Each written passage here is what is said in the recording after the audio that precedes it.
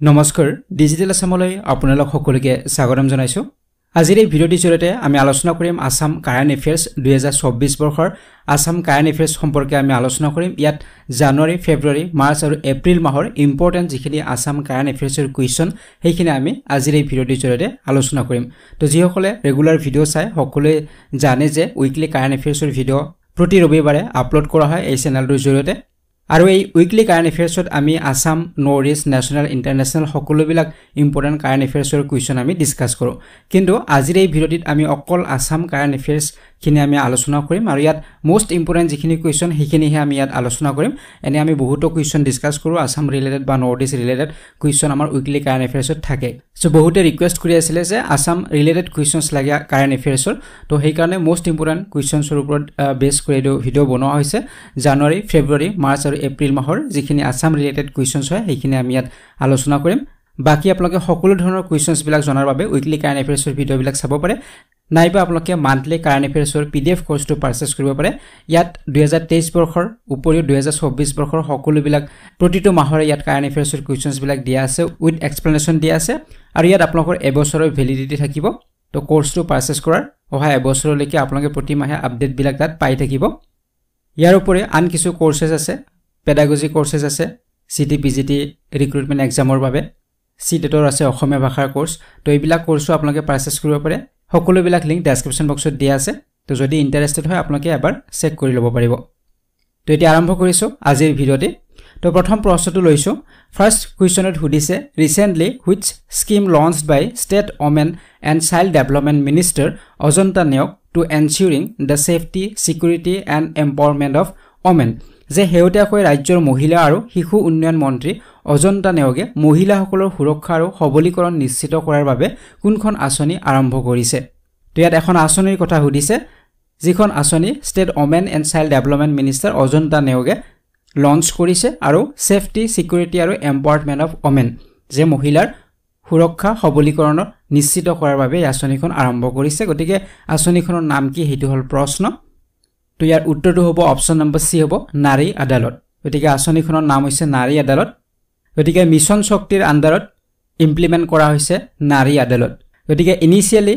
এই নাৰী আদালত লঞ্চ কৰা হৈছে অসমত তাৰ উপৰে জম্মু এণ্ড কাশ্মীৰ ইউনিয়ন টেৰিটৰীত ইয়া লঞ্চ কৰা হৈছে ইনিশিয়ালি পৰৱৰ্তী সময়ত ইয়াক বাকি ষ্টেট বিলাকতো ইমপ্লিমেন্ট কৰা হ'ব বা লঞ্চ কৰা হ'ব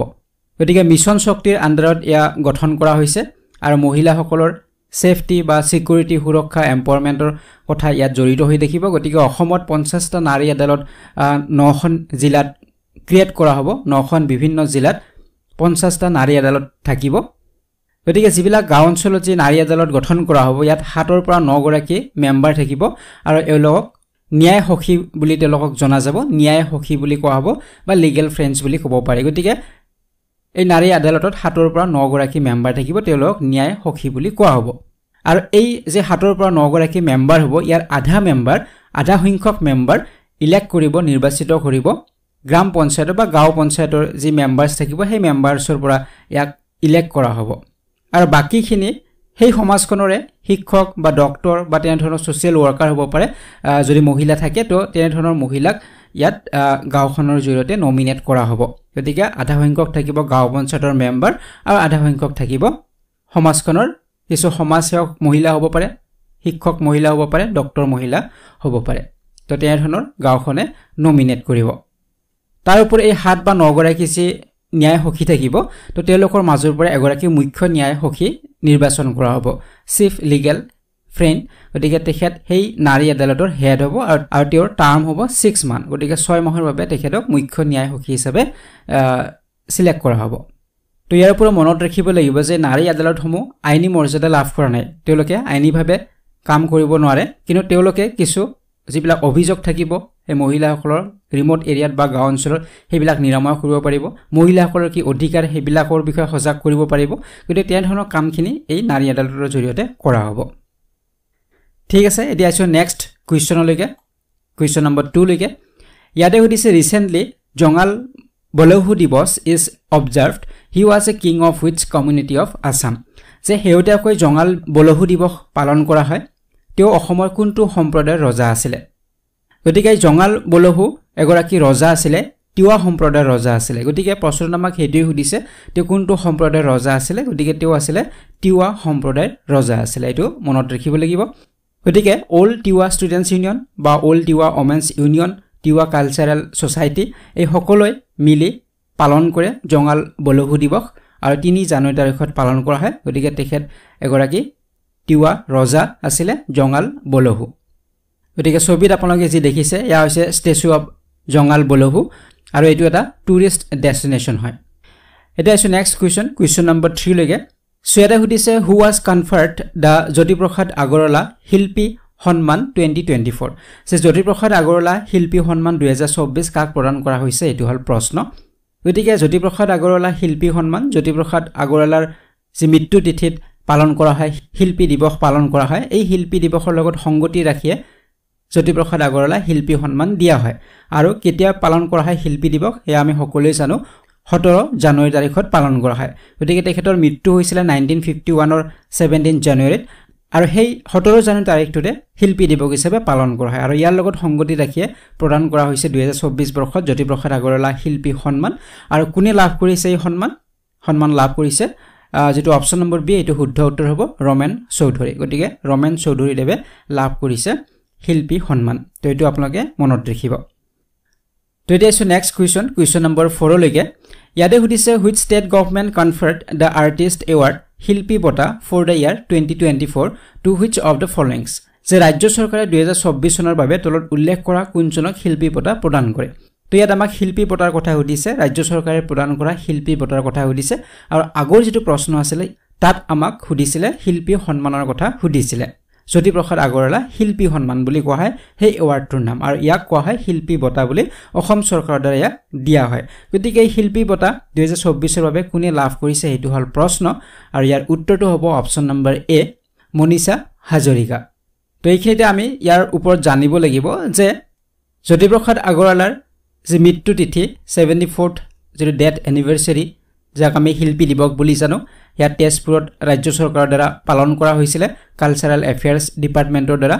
আৰু এই অনুষ্ঠানতে ঘোষণা কৰা হয় পুৰস্কৃত কৰা হয় মনিষা হাজৰিকাক শিল্পী বঁটা 2024 বৰ্ষৰ বাবে শিল্পী বঁটা দিয়া হয় তো এটো মনত ৰাখিব তো ইয়াৰ উপৰি আন কিছু এৱাৰ্ড দিয়া হৈছে সেইখিনিও আমি জানিব লাগিব যেনে ধৰক গোপীনাথ বৰদলৈ এৱাৰ্ড দিয়া হৈছে কৃষ্ণকান্ত সন্দিকৈ এৱাৰ্ড দিয়া হৈছে সুকাফা বঁটা দিয়া হৈছে গতিকে গোপীনাথ বৰদলৈ এৱাৰ্ড দিয়া হৈছে জাৰ্নালিষ্ট সাংবাদিক ধীৰেন্দ্ৰনাথ চক্ৰৱৰ্তীক দিয়া হৈছে তো এটো মনত ৰাখিব ধীৰেন্দ্ৰনাথ চক্ৰৱৰ্তীয়ে লাভ কৰিছে গোপীনাথ বৰদলৈ এৱাৰ্ড তাৰ পিছত কৃষ্ণকান্ত সন্দিকৈ এৱাৰ্ড লাভ কৰিছে ৰিনাউন্ড স্কলাৰ ৰিচাৰ্চাৰ তেখেত হৈছে ডক্টৰ প্ৰদীপ জ্যোতি মহন্তই লাভ কৰিছে কৃষ্ণকান্ত সন্দিকৈ এৱাৰ্ড তাৰ পিছত সুকাফা এৱাৰ্ড সুকাফা বঁটা বুলি আমি কওঁ তো সুকাফা বঁটা লাভ কৰিছে সাংবাদিক সাহিত্যিক ধীৰেন্দ্ৰনাথ বেজবৰুৱাই লাভ কৰিছে গতিকে ধীৰেন্দ্ৰনাথ বেজবৰুৱাই লাভ কৰিছে সুকাফা বঁটা তো ইয়াৰ উপৰে নটসূৰ্য ফণী শৰ্মা এৱাৰ্ড লাভ কৰিছে এক্ট্ৰেছ অভিনেত্ৰী চেতনা দাসে লাভ কৰিছে ডক্টৰ বীৰেন্দ্ৰ কুমাৰ ভট্টাচাৰ্য এৱাৰ্ড লাভ কৰিছে জাৰ্নালিষ্ট প্ৰশান্ত বৰুৱাই লাভ কৰিছে সতী ৰাধিকা এৱাৰ্ড লাভ কৰিছে সোশ্যাল ওয়াৰ্কাৰ ডক্টৰ মালতী বৰুৱাই শিল্পী সৈনিক ব্ৰজনাথ শৰ্মা এৱাৰ্ড লাভ কৰিছে ফক আৰ্টিষ্ট জগদীশ বৰ্মনে লাভ কৰিছে তো এইবিলাকৰ ওপৰত প্ৰশ্ন আহে ব্ৰজনাথ শৰ্মা এৱাৰ্ড ফণী শৰ্মা এৱাৰ্ড বা সুকাফা এৱাৰ্ড এইবিলাকৰ ওপৰত কোৱেশ্চন সুধে তো এই গোটেই পইণ্টছখিনি আপোনালোকে মনত ৰাখিব লাগিব তো এতিয়া আছে নেক্সট কোৱেশ্চন নম্বৰ 5 লৈকে সুয়াদে সুধিছে হু ওয়াজ এৱাৰ্ডেড দা হাইয়েষ্ট অনাৰ অফ আসাম ষ্টেট আসাম বৈভৱ যে অসম ৰাজ্যৰ সৰ্বোচ্চ সন্মান অসম বৈভৱ কাক প্ৰদান কৰা হৈছে তো এটো এটা ইম্পৰ্টেন্ট কোৱেশ্চন হয় অসম বৈভৱ কাক প্ৰদান কৰা হৈছে অসমৰ হাইয়েষ্ট অনাৰ হয় সন্মান হয় তো কাক প্ৰদান কৰা হৈছে এটো হল প্ৰশ্ন আৰু ইয়াৰ উত্তৰটো হ'ব অপচন নম্বৰ সি ৰঞ্জন গগৈ গতিকে ৰঞ্জন গগৈক প্ৰদান কৰা হৈছে অসম বৈভৱ সো এইখিনিতে আমি জানিব লাগিব আসামছ হাইয়েষ্ট সিভিলিয়ান এৱাৰ্ড সম্পৰ্কে তিনিটা ক্যাটাগৰী দিয়া হয় অসম বৈভৱ অসম সৌৰভ আৰু অসম গৌৰৱ সো অসম বৈভৱ লাভ কৰিছে এগৰাকী অসম সৌৰভ লাভ কৰিছে 4 গৰাকী আৰু অসম গৌৰৱ লাভ কৰিছে 17 গৰাকী এতিয়া আমি অসম বৈভৱ আৰু অসম সৌৰভৰ যি সকলে লাভ কৰিছে এই বঁটাসমূহ তেওঁলোকৰ বিষয়ে আমি জানিব লাগিব বা মনত ৰাখিব লাগিব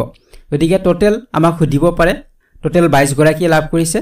অসম গৌৰৱ কিমান গৰাকী লাভ কৰিছে হেতু এটা প্ৰশ্ন হ'ব পাৰে 17 গৰাকী অসম সৌৰভ কিমান গৰাকী 4 গৰাকী তো এইখিনি আমি মনত ৰাখিব লাগিব গতিকে ৰঞ্জন গগৈয়ে লাভ কৰিছে অসম বৈভৱ তেখেতে ল এণ্ড জাস্টিস ক্যাটাগৰীত লাভ কৰিছে আমি জানো 46th chief justice of India মুখ্য ন্যায়াধীশ আছিল ভাৰতবৰ্ষৰ 46th তো দ্বিতীয়তে আমি যদি চাওঁ ডক্টৰ কিষাণ চান্দ নাওৰিয়াল সো তেখেত আৰ্ট এণ্ড কালচাৰ ক্যাটাগৰীত লাভ কৰিছে আৰ্কিঅলজি তেখেতে অসম সৌৰভ লাভ কৰিছে গতিকে 4 গৰাকী যি অসম সৌৰভ সেইখিনি আমি মনত ৰাখিব লাগিব এগৰাকী হৈছে ডক্টৰ কিষাণ চান্দ নাওৰিয়াল তাৰ পিছত আছে এলভিছ আলী হাজৰিকা তেখেত স্পৰ্টছ ক্যাটাগৰীত সুইমিঙৰ বাবে তেখেতে লাভ কৰিছে তাৰ পিছত আছে হিমা দাস অসম সৌৰভ লাভ কৰিছে স্পৰ্টছ এথলেটিক্স ক্যাটাগৰীত তাৰ পিছত 4 নম্বৰত যদি আমি চাওঁ নদীৰাম দেউৰী তেখেতেও লাভ কৰিছে Assam Saurabh art and culture Tiwa dance exponent হয় গতিকে টিৱা নৃত্যৰ লগত তেখেত জড়িত হয় গতিকে 4 গৰাকীয়ে লাভ কৰিছে অসম সৌৰভ তো এইখিনি আমি মনত ৰাখিব লাগিব যিকোনো কোৱেশ্চন আমাক সুধিব পাৰে যে এলভিছ আলী হাজৰিকাই কি এৱাৰ্ড লাভ কৰিছে তেনেধৰণৰ সুধিব পাৰে বা হিমা দাসে তলৰ কোনটো এৱাৰ্ড লাভ কৰিলে হেতু সুধিব পাৰে গতিকে আমি নামখিনি মনত ৰাখিব লাগিব ঠিক আছে নেক্সট কোৱেশ্চনলৈকে আইছো কোৱেশ্চন নম্বৰ 6 লৈকে ইয়াতে সুধিছে who were chosen for the prestigious Padmashri awards for the year 2024 from Assam সে 2024 বৰ্ষৰ সন্মানীয় পদ্মশ্ৰী বঁটাৰ বাবে অসমৰ পৰা কোনে নিৰ্বাচিত হৈছে তো এই বিষয়ে আমি লাষ্ট আমাৰ যেটো ভিডিও আছিল উইকলি কাৰেন্ট এফেয়াৰ্ছৰ তাতো আমি ডিসকাস কৰিছো কাৰণ ৰিসেন্টলি এই এৱাৰ্ডসমূহ দিয়া হৈছে পদ্ম এৱাৰ্ডসমূহ দিয়া হৈছে কিন্তু জানুৱাৰী মাহত এই ঘোষণা কৰা হৈছিল পদ্ম এৱাৰ্ডসমূহ তো আমি জানিব লাগিব অসমৰ পৰা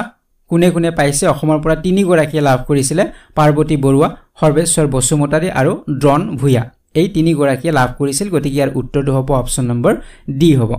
তো আমি যদি চাওঁ এই 3 গৰাকী অসমৰ পৰা লাভ কৰিছে পদ্মশ্ৰী এৱাৰ্ড গতিকে প্ৰথম গৰাকী যদি আমি চাওঁ পাৰ্বতী বৰুৱা তেখেতক হাতী কি পৰি বুলি আমি জানো আৰু তেখেত হৈছে প্ৰথম গৰাকী ফিমেল মাউথ হয় ভাৰতবৰ্ষৰ প্ৰথম গৰাকী ফিমেল মাউথ হয় আৰু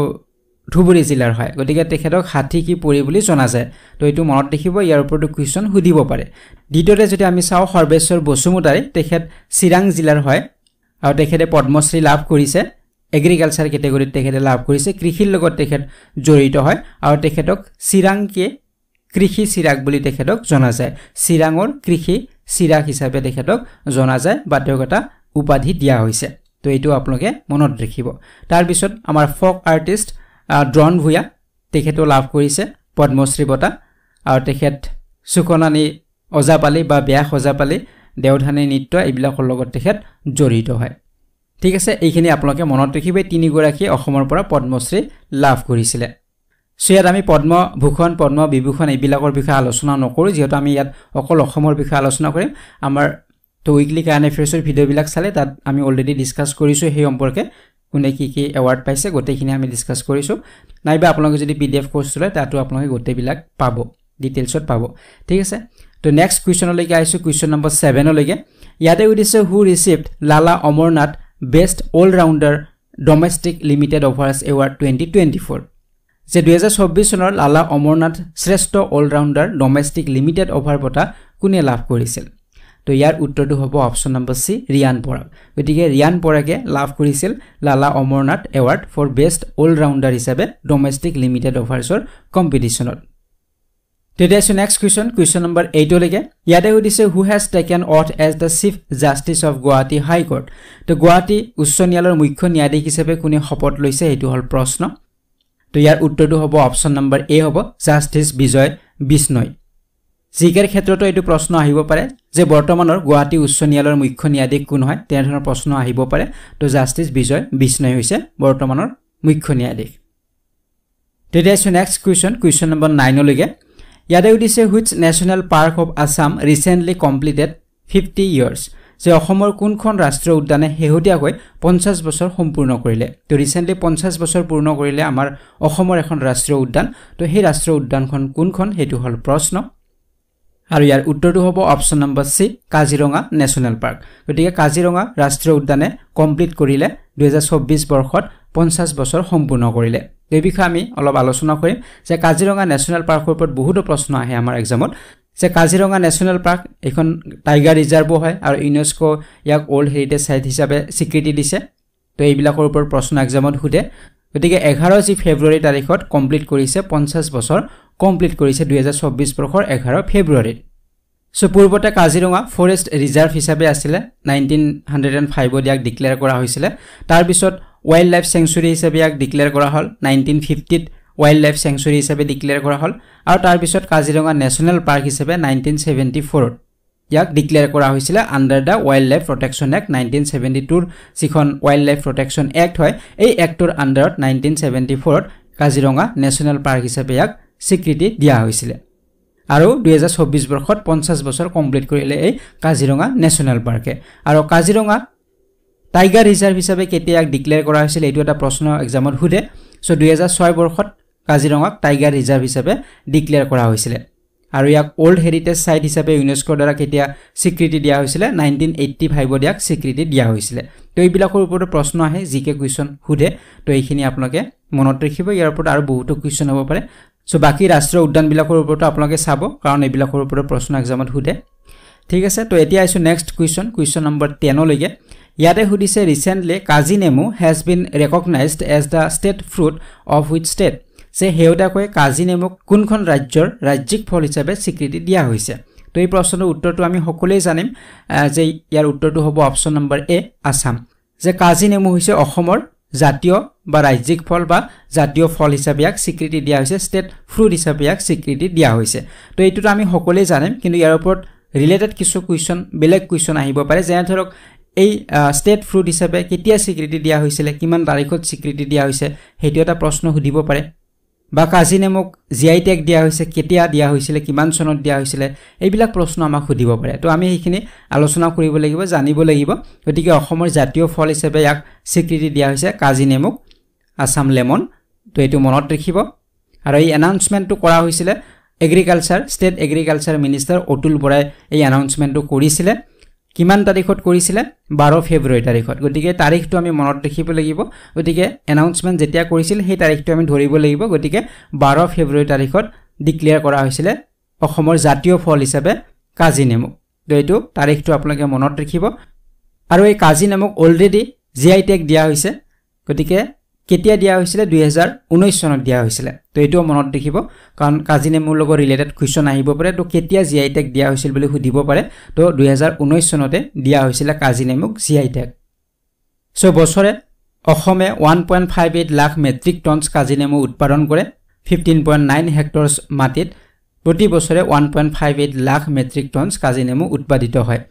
আৰু এই কাজি নেমু বিদেশলৈও এক্সপোৰ্ট কৰা হয় লণ্ডন হক ওয়েস্ট এছিয়া মাৰ্কেটত যথেষ্ট পৰিমাণে ইয়াৰ চাহিদা আছে বা ইয়াক এক্সপোৰ্ট কৰা হয় আৰু এই কাজি নেমুৰ কিছু ঔষধি গুণ আছে যেনে ধৰক ইমিউনিটি বুষ্ট কৰে ইমিউনিটি বঢ়াব কোলেষ্ট্ৰল লেভেলটো ৰিডিউস কৰে কমায় বা স্ট্ৰেছ ফ্ৰী কৰে তো এনে ধৰণৰ কিছু ঔষধি গুণ আছে এই কাজি নেমুৰ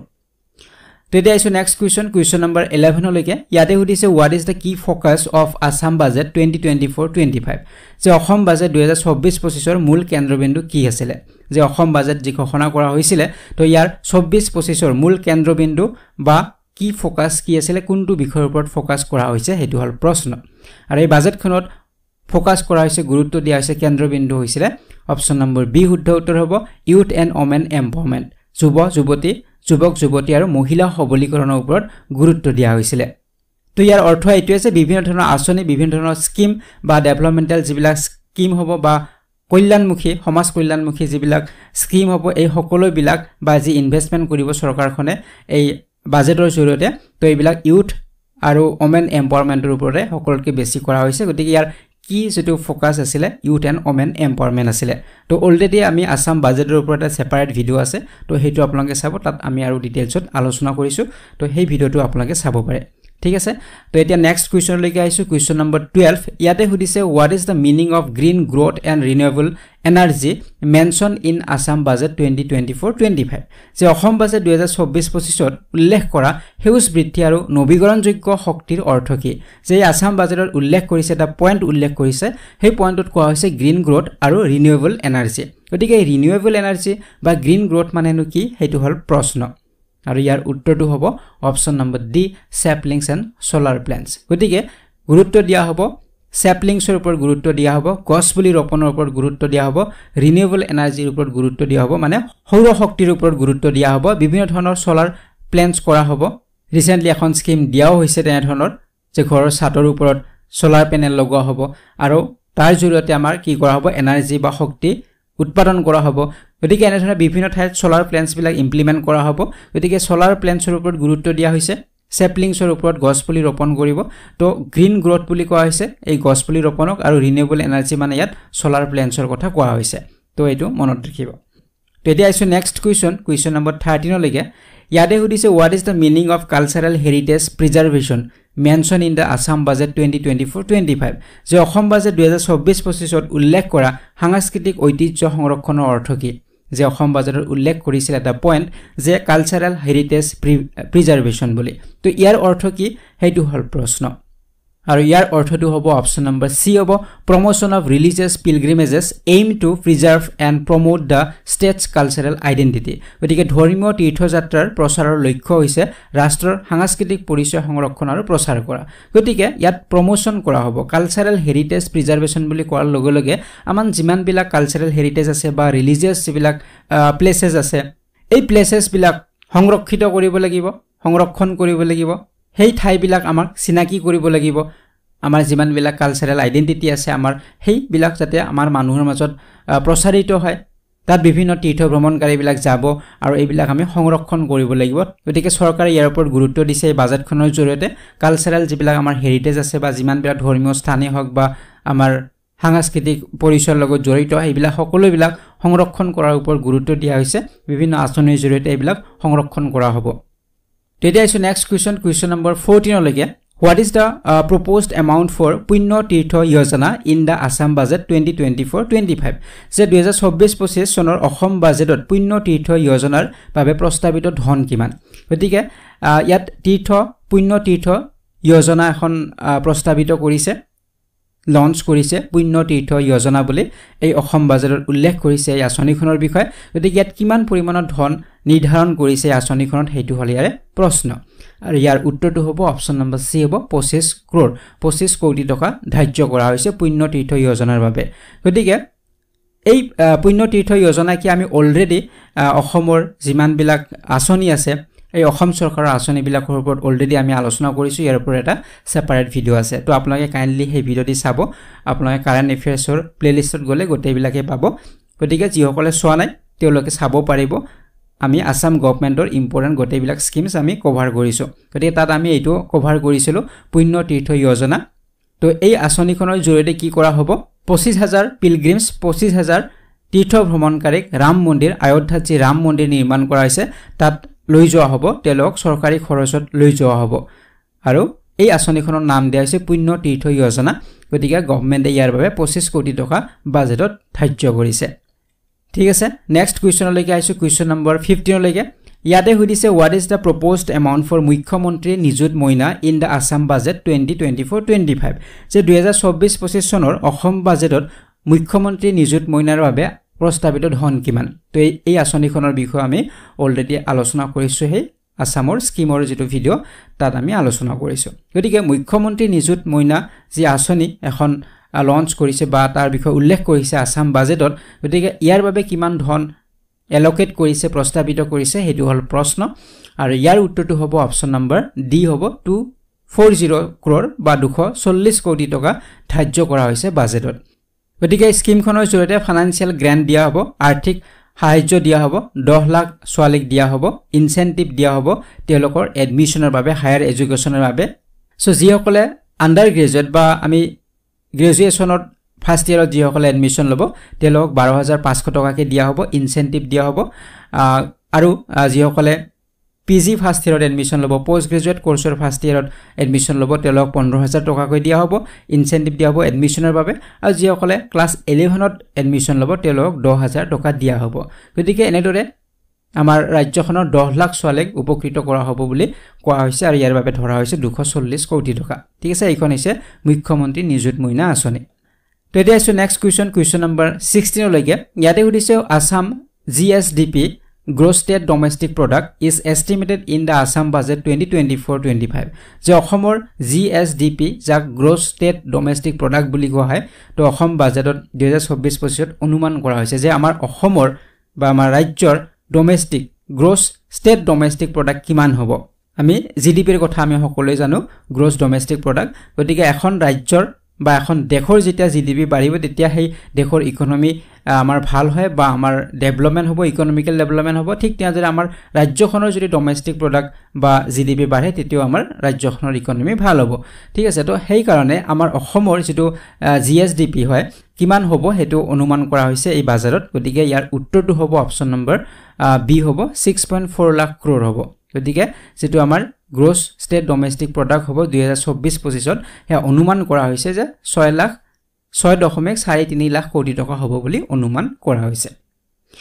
তো এই যিবিলাক ডাটা হয় এই তথ্যবিলাক আপোনালোকে মনত ৰাখিব লাগিব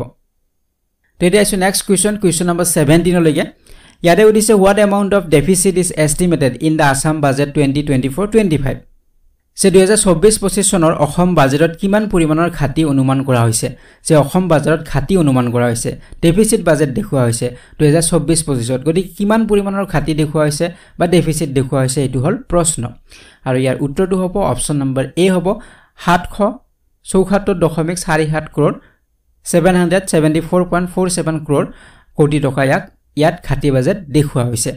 গতিকে মনত ৰাখিব যে অসম যি গভৰ্ণমেণ্টৰ যি বাজেট প্ৰেজেন্ট কৰিলে 2024-25 এই বাজেটখন হৈছে 2.9 লাখ crore বাজেট হয় 2.9 লাখ কোটি টকাৰ বাজেট দেখুৱা হৈছে 2024-25 আৰু ইয়াত ডেফিসিট দেখুৱা হৈছে 774.47 crore ইয়াত ডেফিসিট দেখুৱা হৈছে আৰু কোনো ধৰণৰ নতুন ট্যাক্স এইবাৰ প্ৰপ'জ কৰা হোৱা নাই কোনো ধৰণৰ নতুন ট্যাক্স চৰকাৰে এইবাৰ লগোৱা নাই আগৰ যি ট্যাক্সেস আছিল হেবিলাকে আছে নতুনকৈ আৰু কোনো ট্যাক্স ইয়াত ইন্ট্ৰোডিউস কৰা হোৱা নাই বা লঞ্চ কৰা হোৱা নাই গতিকে বাজেট 2024-25 টোটাল যিখন বাজেট ইয়াত দেখুৱা হৈছে 2.9 লাখ কোটি টকাৰ আৰু ইয়াত ডেফিসিট দেখুৱা হৈছে খাতি দেখুৱা হৈছে 774.47 কোটি টকা খাতি দেখুৱা হৈছে ঠিক আছে তো এই তথ্যখিনি মনত ৰাখিব এটা আছে নেক্সট কোৱেশ্চন নম্বৰ 18 লৈকে ইয়াতে সুধিছে where did the Khelo India University Games Ostolakshmi Commons যে Khelo India University Games Ostolakshmi কৰ পৰা আৰম্ভ হৈছিল তো ইয়াৰ উত্তৰ হ'ব আমাৰ অপচন নম্বৰ সি হ'ব গুৱাহাটী গতিকে গুৱাহাটীৰ পৰা আৰম্ভ হৈছিল Khelo India University Games Ostolakshmi গতিকে 4th এডিশন এবাৰ আছিল 4th এডিশন আছিল Khelo India University Gamesৰ আৰু ইয়াক অষ্টলক্ষ্মী বুলি নামকৰণ কৰা হৈছে আৰু ইয়াক গুৱাহাটীৰ পৰা ষ্টাৰ্ট হৈছিল এই যি Khelo India University Games start হৈছিল গুৱাহাটীত গতিকে অসমৰ চিফ মিনিষ্টাৰ হিমন্ত বিশ্ব শৰ্মা আৰু ইউনিয়ন যি মিনিষ্টাৰ হয় স্পৰ্টছ মিনিষ্টাৰ হয় অনুৰাগ সিং ঠাকুৰ তেওঁলোক এটেন্ড হৈছিল ইনগ্ৰেচন যি হৈছিল হেয়া হৰুহজা ষ্টেডিয়ামত হৈছিল গতিকে আৰম্ভণিটো আমাৰ কৰ পৰা হৈছিল হেতু প্ৰশ্ন আৰম্ভণিটো আমাৰ গুৱাহাটীত হৈছিল আৰু বিভিন্ন স্থানত হৈছে আমাৰ নৰ্থ ইষ্টৰ বিভিন্ন ঠাইত আমাৰ এই খেলবিলাক হৈছিল কিন্তু আৰম্ভণিটো ইনগ্ৰেচনটো গুৱাহাটীৰ পৰা হৈছিল হৰুহজাই ষ্টেডিয়ামত হৈছিল 213 খন ইউনিভাৰ্চিটি ইয়াত পাৰ্টিসিপেট কৰিছিল এক্ৰছ দা ইণ্ডিয়া গোটেই ভাৰতবৰ্ষৰ বিভিন্ন ইভেন্টত 213 খন ইউনিভাৰ্চিটি ইয়াত অংশগ্ৰহণ কৰিছিল 18টা ভেন্যুত এই খেলবিলাক হৈছে নৰ্থ ইষ্টাৰ্ণ ষ্টেটছ আমাৰ উত্তৰ পূৰ্বাঞ্চলৰ 18টা ভেন্যুত আমাৰ এই খেলবিলাক অনুষ্ঠিত হৈছে আৰু ইয়াক অষ্টলক্ষ্মী বুলি কোৱা হৈছে সো অসমত হৈছে অৰুণাচল প্ৰদেশ হৈছে মেঘালয় মিজোৰাম সিকিম নাগালেণ্ড ত্ৰিপুৰা এই সকলোবিলাক ঠাইতে এই খেলবিলাক অনুষ্ঠিত হৈছিল সো ইয়াৰ পূৰ্বে আপোনালোকে মনত ৰাখিব যেটো লোগো বা মাস্কট অষ্টলক্ষ্মীৰ হেতু আছিল দ্য ভাইব্ৰেন্ট বাটাৰফ্লাই ঠিক আছে নেক্সট কোৱেশ্চনলৈকে আহিছো কোৱেশ্চন নম্বৰ 19 লৈকে ইয়াতে উদিছে how many artist from Assam to be conferred with Sangeet Natak academy awards 2022-23 যে অসমৰ কিমান শিল্পীক সংগীত নাটক একাডেমি বঁটা 2022 আৰু 23 বঁটা প্ৰদান কৰা হ'ব গতিকে 2022 আৰু 2023 বঁটাখিনি ইয়াত দিয়া হৈছে 24 বৰ্ষত দিয়া হৈছে কিন্তু 22 আৰু 23 বঁটা দিয়া হৈছে কিমান গৰাকী শিল্পীক সংগীত নাটক একাডেমি বঁটা দিয়া হ'ব হেতু হল প্ৰশ্ন অসমৰ তো উত্তৰ হ'ব অপচন নম্বৰ সি হ'ব 12 গৰাকীক দিয়া হ'ব অসমৰ পৰা সংগীত নাটক একাডেমি বঁটা তো অলৰেডি দিয়া হৈছে এৱাৰ্ড সমূহ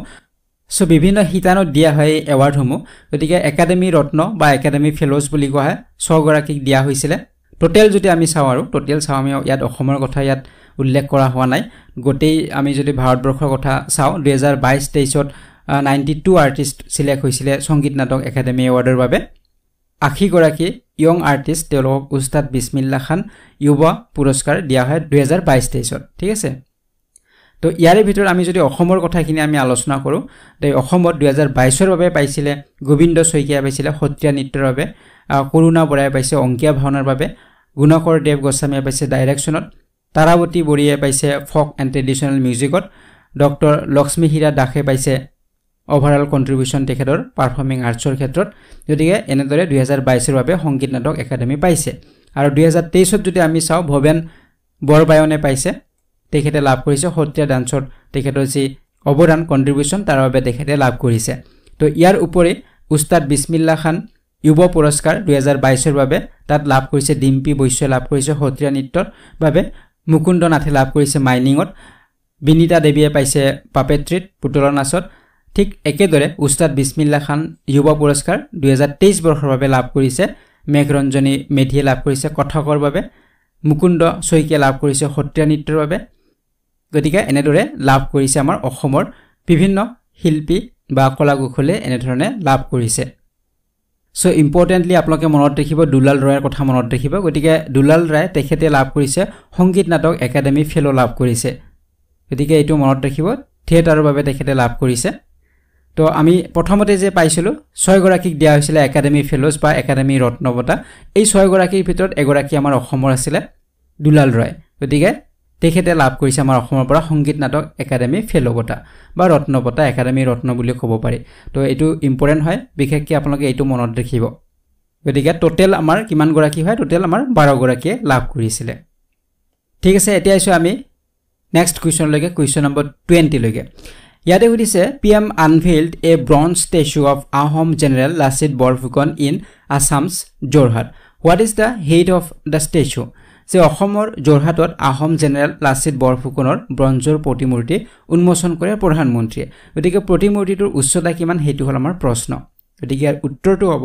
অপচন নম্বৰ বি হ'ব 125 ফুট আছিল ইয়াৰ উচ্চতা এটো মনত ৰাখিব সুধিব পাৰে ইম্পৰ্টেন্ট কোৱেশ্চন হয় 125 ফুট হয় গতিকে প্ৰাইম মিনিষ্টাৰ নৰেন্দ্ৰ মোদী তেখেতে 9 মাৰ্চ 2024 তাৰিখত 125 ফুট ব্ৰঞ্জ ষ্টেচু এটা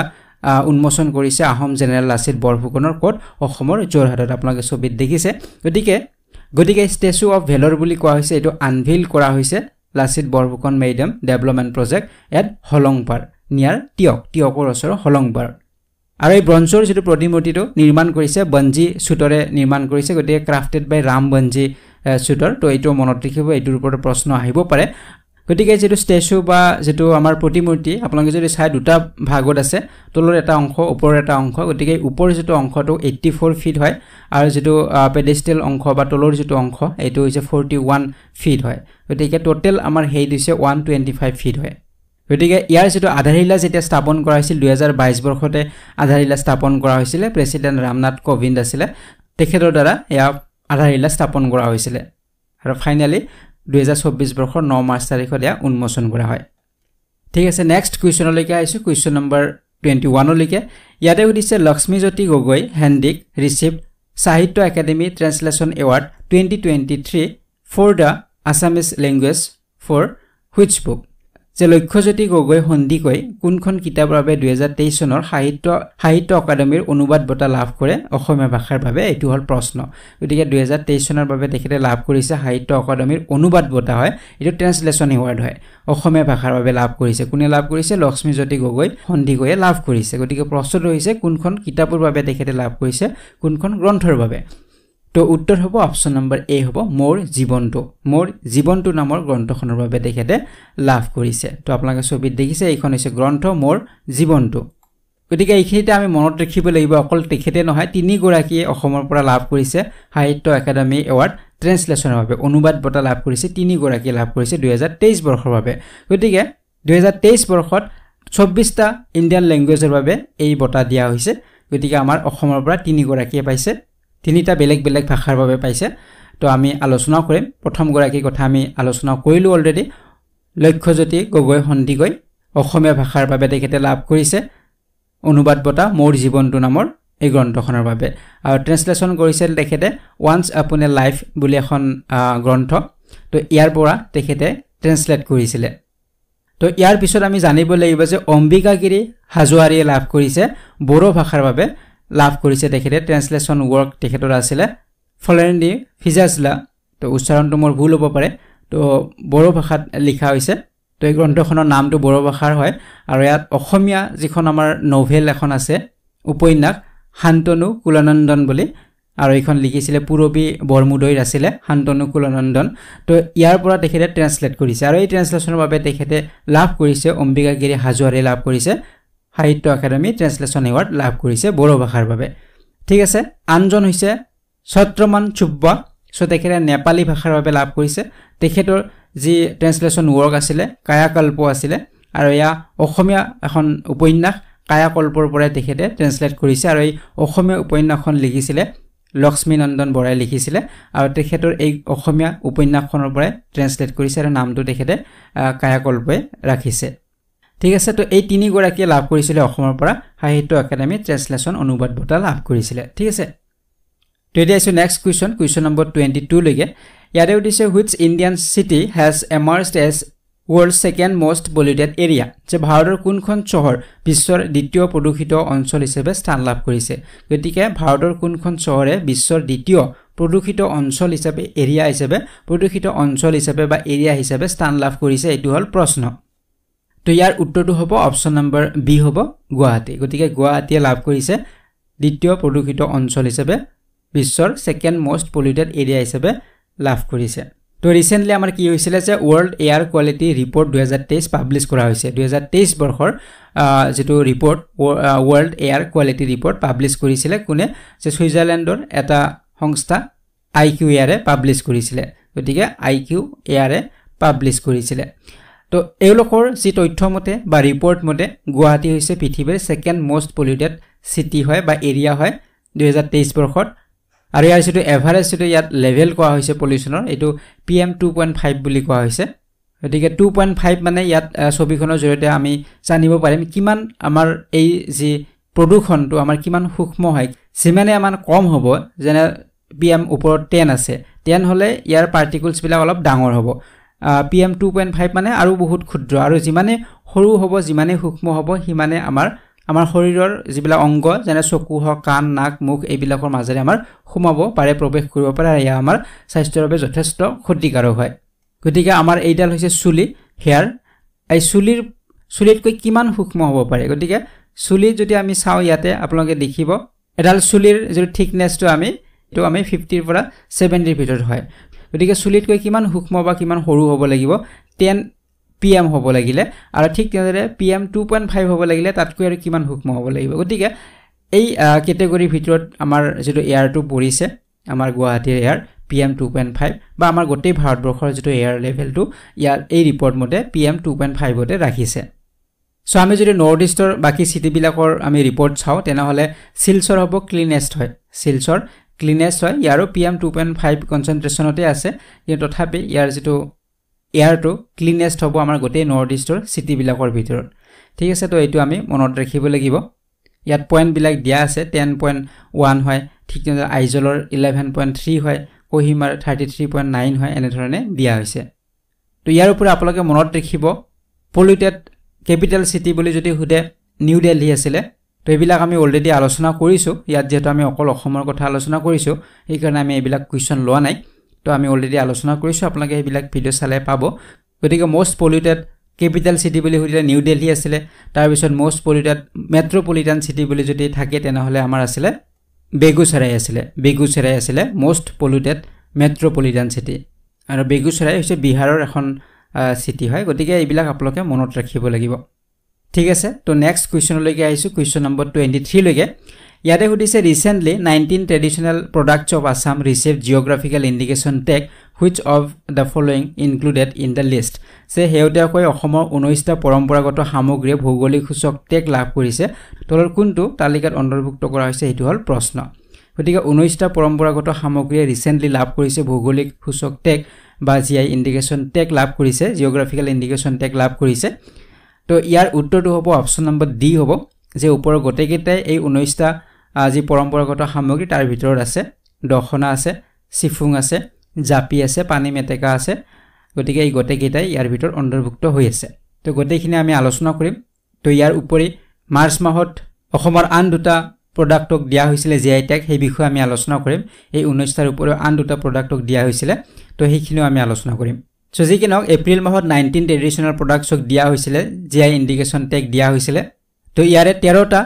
বড়ো কমিউনিটিৰ লগত জড়িত আছিল এই 19টা যে ট্ৰেডিশনাল প্ৰডাক্টক দিয়া হৈছিল তাৰ ভিতৰত 13টা প্ৰডাক্টে আছিল বড়ো কমিউনিটিৰ লগত জড়িত আছিল গতিকে এইবিলাক আছিল আসাম বিহু ঢোল আছিল জাপি হৰথেবাৰীৰ মেটেল ক্ৰাফট পানী মেটেকা ক্ৰাফট মিচিং তাঁত হ্যান্ডলুম তাৰ পিছত আসাৰি গান্ডিছ টেৰাকোটা ওয়াৰ্কস তো এইখিনি আছিল 6টা আছিল আৰু বাকি যি 13টা এই 13টা বড়ো কমিউনিটিৰ লগত জড়িত যেনে ধৰক বড়ো সকলৰ বিভিন্ন ধৰণৰ কালচাৰেল বা তেওঁলোকৰ মিউজিকৰ লগত জড়িত হয় বা তেওঁলোকৰ ট্ৰেডিশনাল ড্ৰেছৰ লগত জড়িত হয় যেনে দখনা আছিল ট্ৰেডিশনাল এটায়াৰ হয় তাৰ পিছত এৰি সিল্ক বা ইন্ডি সিল্ক আছিল তাৰ পিছত জামগ্ৰা আছিল এখন স্কাৰ্ফ হয় তাৰ পিছত গামছা ট্ৰেডিশনাল ড্ৰেছ হয় এইখিনি হৈছে ড্ৰেছৰ লগত জড়িত পোছাকৰ লগত জড়িত তাৰ পিছত আমি যদি চাওঁ গংগাৰ দুঞ্জিয়া কেৰাডাপিনি খোৱাৰডি তো এইবিলাক কিছু এগ্ৰিকালচাৰেল প্ৰডাক্ট হয় আৰু বাকি যদি চাওঁ 6টা আছিল মিউজিক্যাল ইনস্ট্ৰুমেন্ট আছিল খাম আছিল চেৰজা আছিল থৰখা আছিল জঠা গংগনা সিফুং তো এইবিলাক আছিল বড়ো মিউজিক্যাল ইনস্ট্ৰুমেন্ট গতিকে টোটাল ইয়াত ড্ৰেছ এগ্ৰিকালচাৰ আৰু মিউজিক লগ লগাই 13টা প্ৰডাক্ট আছিল বড়ো কমিউনিটিৰ লগত আৰু বাকিখিনি আমি 6টা প্ৰডাক্টৰ কথা আমি আলোচনা কৰিলো গতিকে টোটাল 19টা প্ৰডাক্ট ৰিসেন্টলি দিয়া হৈছিল এপ্ৰিল মাহত কিন্তু তাৰ আগৰ মাহত মাৰ্চ মাহত দিয়া হৈছিল আন দুটা প্ৰডাক্ট দিয়া হৈছিল অসমৰ তো এই বিষয়ে আমি আলোচনা কৰিব লাগিব জানিব লাগিব ইয়াৰ ওপৰত প্ৰশ্ন আহিব পাৰে যে মাজুলীৰ যি মাস্ক মাজুলীৰ যি মুখা শিল্প এই মুখা শিল্পই লাভ কৰিছিল GI ট্যাগ লাভ কৰিছিল তো আপোনালোকে দেখিছে ছবিত এই মাজুলীৰ মুখা শিল্পই লাভ কৰিছিল GI ট্যাগ সো ইয়াৰ ওপৰত আনবিধ প্ৰডাক্ট আছিল যে মাজুলীৰ মেনুস্ক্ৰিপ্ট পেইন্টিং হয় হাসিপাতৰ চিত্ৰ বুলি কোৱা হয় গতিকে হাসিপাতৰ চিত্ৰ আৰু মাজুলীৰ মুখা শিল্পক দিয়া হৈছিল GI ট্যাগ তো এইটো পইণ্টটো আপোনালোকে মনত ৰাখিব ঠিক আছে তো এতিয়া আইছো নেক্সট কোৱেশ্চন নম্বৰ 24 লৈকে ইয়াতে সুধিছে which violinist from Assam is honored with the Sangeet Natak Academy Amrit Award যে অসমৰ কোনজন ভায়োলিন বাদক সংগীত নাটক একাডেমি অমৃত বঁটাৰে সন্মানিত হৈছে তো ইয়াতে সুধিছে সংগীত নাটক একাডেমি অমৃত বঁটাৰ কথা সুধিছে গতিকে অমৃত বঁটানো কি হয় এই বিষয়ে আমি আলোচনা কৰিম গতিকে ৰিসেন্টলি অসমৰ পৰা লাভ কৰিছে এগৰাকী ভায়োলিন বাদক সংগীত নাটক একাডেমি অমৃত বঁটা লাভ কৰিছে তো ইয়াৰ উত্তৰটো হ'ব অপচন নম্বৰ বি হ'ব মিনতি খাউণ্ড হ'ব মিনতি খাউণ্ডে লাভ কৰিছে তো আপোনালোকে ইয়াৰ ছবিত দেখিছে মিনতি খাউণ্ড তো তেখেতে লাভ কৰিছে এগৰাকী ভায়োলিনিষ্ট হয় সো তেখেতৰ ওপৰত আন 4 গৰাকী লাভ কৰিছে গতিকে টোটাল 5 গৰাকী লাভ কৰিছে অসমৰ পৰা তো বিভিন্ন ক্ষেত্ৰত বা বিভিন্ন ক্যাটাগৰীত তেওঁলোকে লাভ কৰিছে তো এই বিষয়ে আমি আলোচনা কৰিম গটেখিনি সো প্ৰথমতে আমি জানিব লাগিব যে সংগীত নাটক একাডেমি অমৃত বঁটা দিয়া হয় সেই সকল ব্যক্তিক দিয়া হয় যিসকলৰ 75 ইয়াৰ্স বা তাতকৈ বেছি বয়স হৈছে আৰু তেওঁলোক এতিয়ালৈকে কোনো ধৰণৰ নেশনাল ৰিকগনিশন বা ৰাষ্ট্ৰীয় পৰ্যায়ৰ কোনো বঁটা তেওঁলোকে লাভ কৰা নাই যদিও তেওঁলোকে ভাল তেওঁলোকৰ নিজৰ ক্ষেত্ৰত কাম কৰিছে তথাপি তেওঁলোকক কোনো ধৰণৰ ৰাষ্ট্ৰীয় পৰ্যায়ৰ বঁটা তেওঁলোক দিয়া হনে বা সন্মান দিয়া হনে আৰু তেওঁলোকৰ বয়স 75 বা তাতকৈ বেছি হ'ব লাগিব গতিকে তেওঁলোকক সিলেক্ট কৰা হয় সংগীত নাটক একাডেমি অমৃত বঁটা দিয়া হয় এতিয়া আমাৰ অসমৰ পৰা কিমান গৰাকী পাইছে অসমৰ পৰা লাভ কৰিছে 5 গৰাকী লাভ কৰিছে তাৰ ভিতৰত এগৰাকী আছিল ভায়োলিনিষ্ট হয় মিনতি খাউণ্ড হয় তেখেতে লাভ কৰিছে তেওঁৰ ওপৰত আন 4 গৰাকী এই বিষয়ে আমি আলোচনা কৰিম যেনে হৰি বৰবায়ন আছিল সত্ৰীয়া ডান্সৰ লগত জড়িত